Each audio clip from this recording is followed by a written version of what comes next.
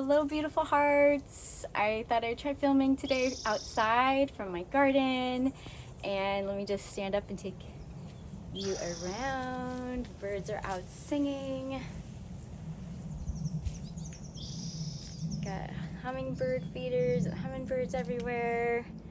The roses are out.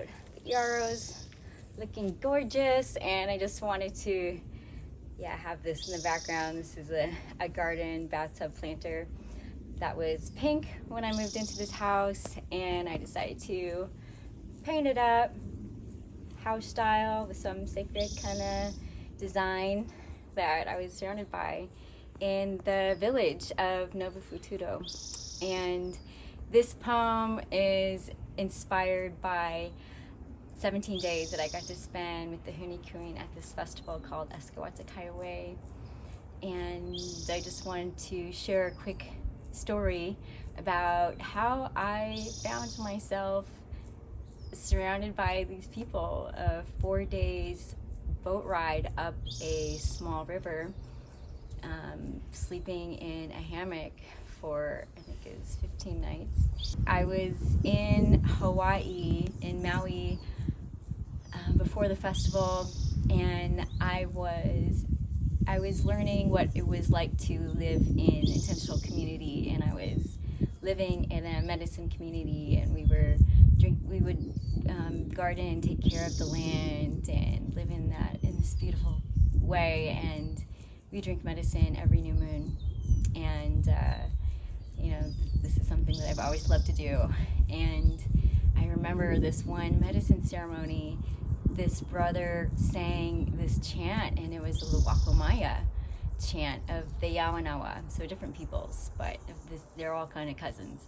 And he was singing Wakamayas, Wakamaya tone pinda ke pinda kanaro. It stood out to me. I've heard a lot of Ikaros, Shipibo Ikaros, and chants that they sing at the beginning of ceremony in Spanish or in English, and this one just stood out to me.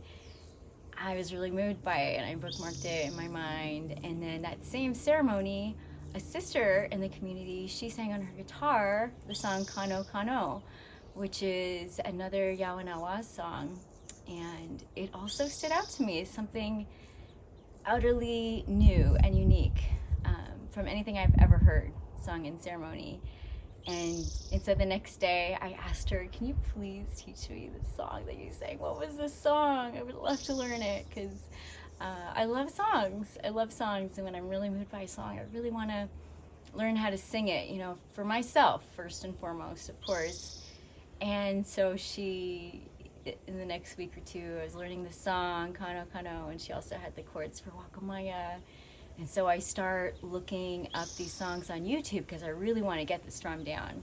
So I'm on YouTube and I find this gorgeous video of this super young girl singing Wakamaya with another child in the village, and it's just so beautiful. And then YouTube starts suggesting other videos for me to watch, and I'm watching video after video after video, going down the rabbit hole, watching these videos of these beautiful people wearing these huge feather headdresses, these kokars, in front of gigantic trees.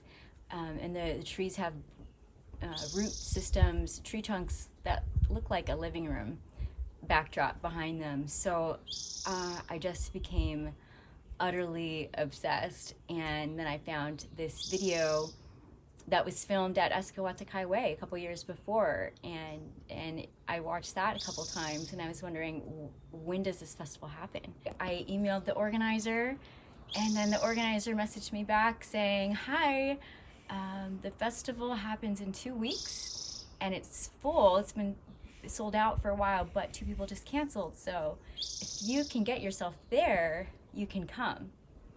So that was it.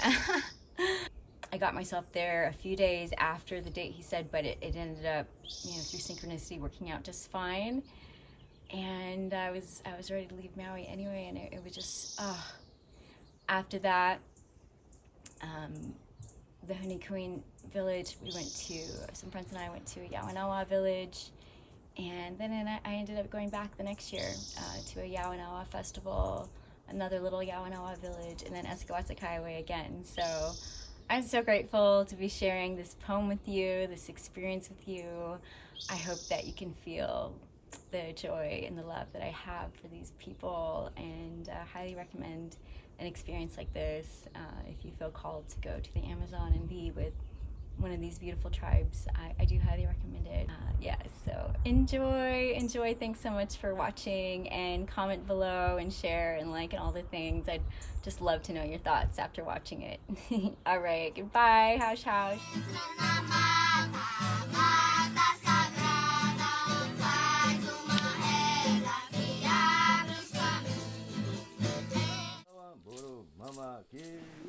They were sunflowers in the forest, with enchanted legs that bounced and swayed to music, wearing long, vibrant plumes for petals that crowned their wildly painted faces, beaming that jungle sun straight into our hearts.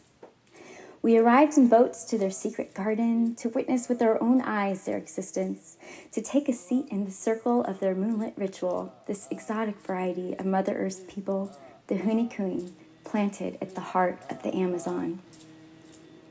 They were draped in technicolor rainbows, long robes, hand-woven, practically neon, stamped in scaling design, waterfalls of beadwork cascading down ears, necks, and torsos, their wrists both dipped in 3 inches of this rainbow nectar, glowing streams, shifting in color and undulating design. My eyes fed on the uniqueness of each flower until they begged me to blink. Their smooth, dark skin reminded me of glossy brown stallions, heads held high in such handsome birthright. Their demure smiles hinted to secrets we would never know. And buzzing like bees amongst these mysterious honey grins, we spun around intoxicated in this magical garden. Excited as a child on Christmas morning, I did my best to meet the drumbeat in my heart as I shook their hands and leaned myself in and felt cradled by the strong, gentle paws of the forest herself.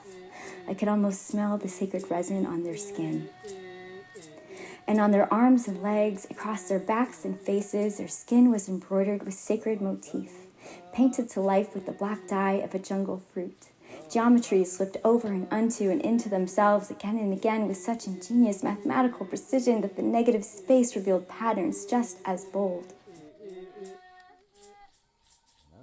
And when a guitar landed into a readied lap, and his hand swooped behind shoulders like cascading drops of feathers, the entire forest whooped to life. The instrument melting and molding onto his body like a limb gone missing, now back in its rightful place. And with those first iridescent notes, the festival began. From out of nowhere appeared more guitars, djembes, bongos, flutes. The 3 long vertical tail feathers on their crowns, blue and red, came to life like living antennae, bouncing and wiggling to the rhythm. It was a tribal forest symphony, attuning us to the channel of the cosmos. This music could raise the dead, with drum fills that could only come from Brazil, and with the deep-grounded voices of the men backdropped by the resonant voices of the women soaring octaves above. I closed my eyes to drink in this bouquet of otherworldly surround sound, shaking my head in joy and disbelief at what I had found. Then they taught us their dance. My hands gently cupped her feathered shoulders behind, and we flew into place, and 2 hands clung onto mine. And the chief, with the decorated staff in one hand, snaked us forward like a slithering accordion on the land. In front of me swung a thick black curtain of hair as I studied her feet, so weathered and strong. Right, left, left, right, left, left. We danced in serpentine patterns in front of and around the music, giant spirals and zigzags threading in and out of each other, each of us a vertebrae of a giant boa constrictor. Some turns were so tight and fast my legs stumbled, pedaling to catch up to my upper half. I flew like a cape fastened to the one in front, laughing and losing a shoe, and thanking the great Yushibu for this grand garden of flowers. I'm still haunted in my dreams by their beauty. I lose myself in that untamable spark beneath those deep dark eyes. I've fallen so deeply in love with every rainbow face. Every blossom is perfume that feeds my own heart's garden.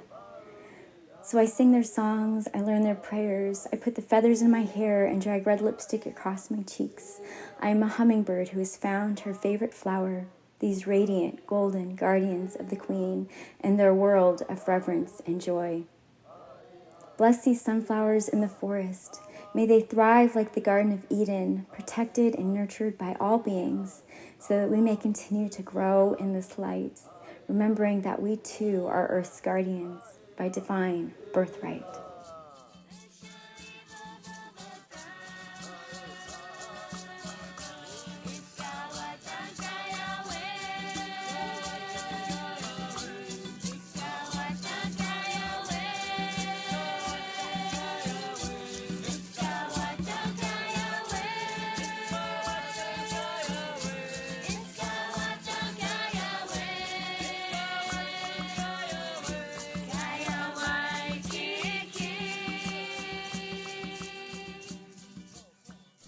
Oh, show. Buban na gusto ang simple.